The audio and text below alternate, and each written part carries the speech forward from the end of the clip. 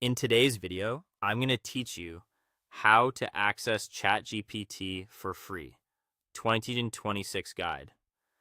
First, let's clear up how the models have changed. OpenAI has updated its lineup, which affects what you see inside ChatGPT. Older options like GPT-4, GPT-4o, and GPT 4.1 have been retired from the standard ChatGPT interface. If you've seen older tutorials promising clever ways to unlock those models, they're now out of date.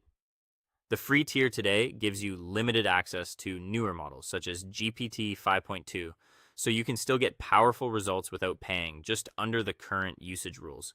There's no trick or bypass needed to get started. Head to the official ChatGPT website, sign in, or create a free account if you don't have one. That's it. Once you're logged in, you can begin chatting right away on the current free plan. To keep things smooth and secure, always make sure you're on the official site and avoid any third-party portals that claim to unlock special modes. Those can compromise your account or give inaccurate results. Now let's talk about limits so you can plan your sessions. The free tier is generous, but it uses message caps within a rolling time window.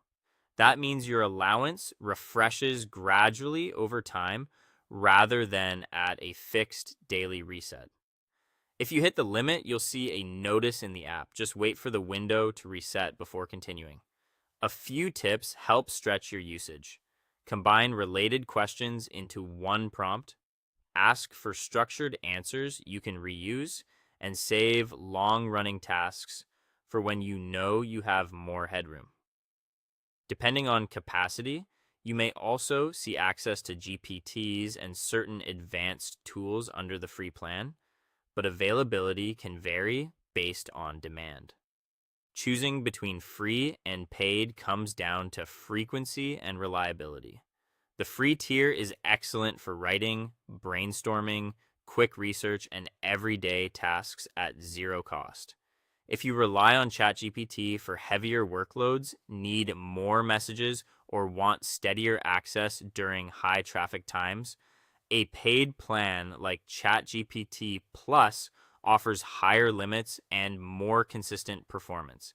Many people start free, then upgrade only if their workflow truly needs it. Before we wrap up, a quick set of best practices. Stick with the official sign-in flow to protect your account and ensure you're using the latest accurate models. Keep an eye on your message pace to avoid interruptions, and if you hit the cap, take a short break and resume after the window refreshes. And that is all for today.